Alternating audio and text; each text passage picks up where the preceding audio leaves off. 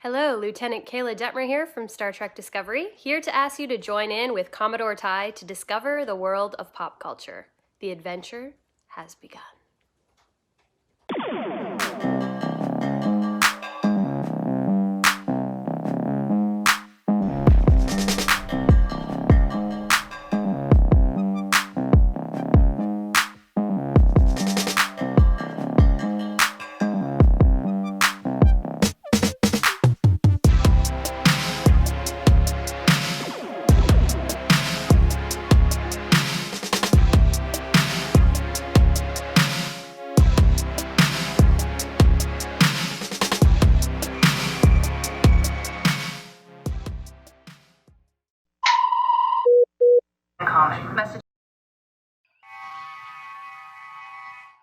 Hello, this is your Commodore Ty Coles here with a review of the Falcon and Winter Soldier. This is Episode 1, New World Order. Hold it. Sorry about that. That's my wrestling fandom coming out. So, this takes place 6 months after the Blip. So, roughly around the same time Spider-Man's going on. So we meet up with Sam Wilson, the Falcon, of course, and he's on doing a task with the U.S. Air Force in Tunisia.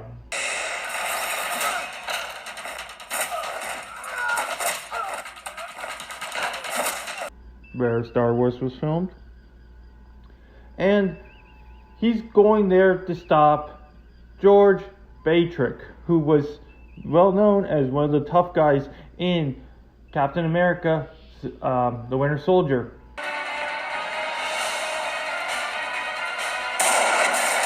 And he's played perfectly by former UFC welterweight and middleweight champion Georges St. Pierre. And it's great to see him in this type of role because he's always known as a good guy, and he finally gets to play someone that's just a complete dick. With the support of First Lieutenant Joaquin Torres, he was able to get back the hostage before they hit Lebanon space, which is a big no-no. About to fly into Libyan airspace, and I assume they have a problem with that. Yeah, a big problem. Sam is not wanting to be the next Captain America, even though Steve Rogers himself, Captain America himself, gave him the shield and said, "You deserve this."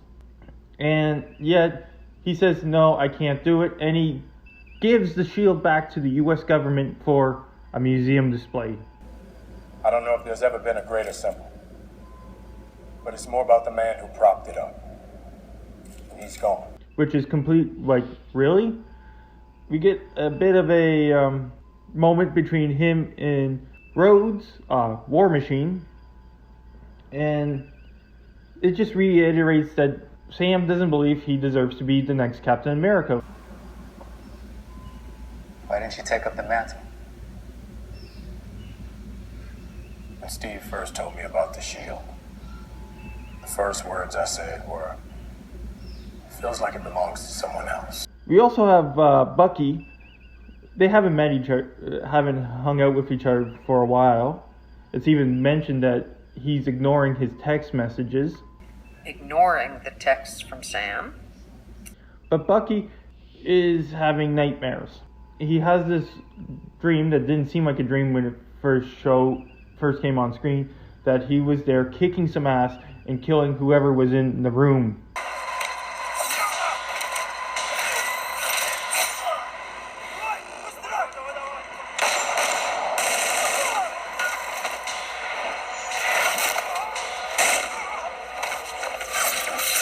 But we did realize it was a dream. He's sleeping on the ground.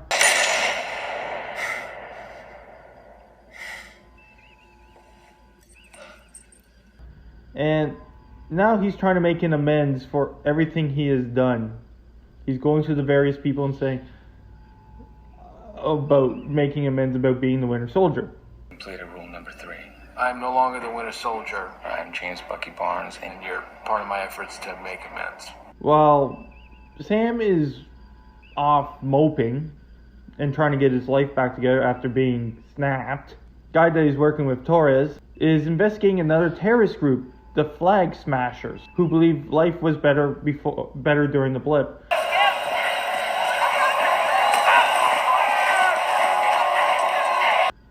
But he's injured during this time because a member of the group has superhuman strength. He's strong. He was. I mean, bro, it went dark as soon as it was all over.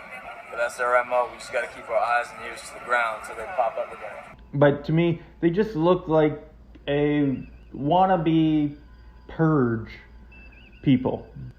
They don't seem as big of a threat as they could be.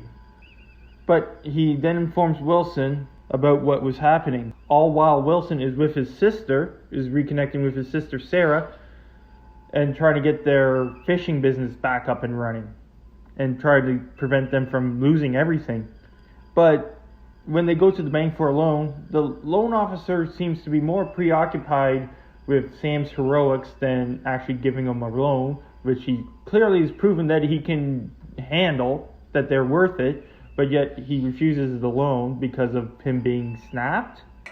I'm on your side. After all, he's a hero. Is there any chance, and of course you could say no, that I could get a selfie with your arms out? Are you serious? I know your family has banked with us for generations, but we cannot approve you. But yet you're gushing over the guy, but yet refusing to give him his loan, where he has the proper paperwork and everything, which is a crock of crap. Then we have the Bucky Barnes, like I mentioned multiple times, he's trying to make amends, but he's friends with this elderly Asian guy, and we find out it's because he's the reason why his son is dead.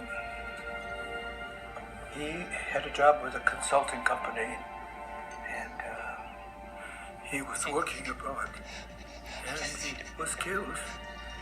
The police said, wrong place, wrong time. But he just can't bring himself to say it because he feels so bad about it, and he doesn't want to ruin the friendship he has with this man. He doesn't want to be saying, yeah, I'm the reason your son is dead. So at the end of the episode, they're still dealing with their griefs and their problems, and the government announces a new Captain America. And by God, he looks like a younger version from the guy from Up. Like, this is what we're going to get as the new Captain America? For comic book fans, might know him as John F. Walker, because he's a fictional superhero that was part of the Marvel Comics, and he was known as Super Patriot or U.S. Agent. But it's cool to give a nod to the comics, but yet you make him look like a complete fool. No one gives two shits about him. It's like when you see something you order online and when it finally is delivered. So overall, a solid first episode. I really hope that they bring Bucky and Sam closer together sooner than later. But I enjoyed it, and I hope to continue to enjoy it. So for your Commodore Tycols, live long and prosper. Hailing frequencies closed.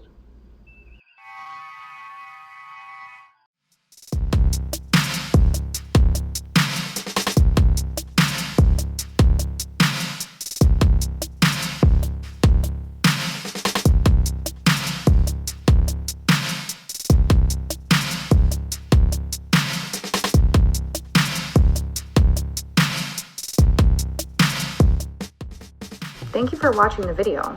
Please like the video, subscribe to the channel, watch one of my other videos, and if you can show your support by donating to my PayPal.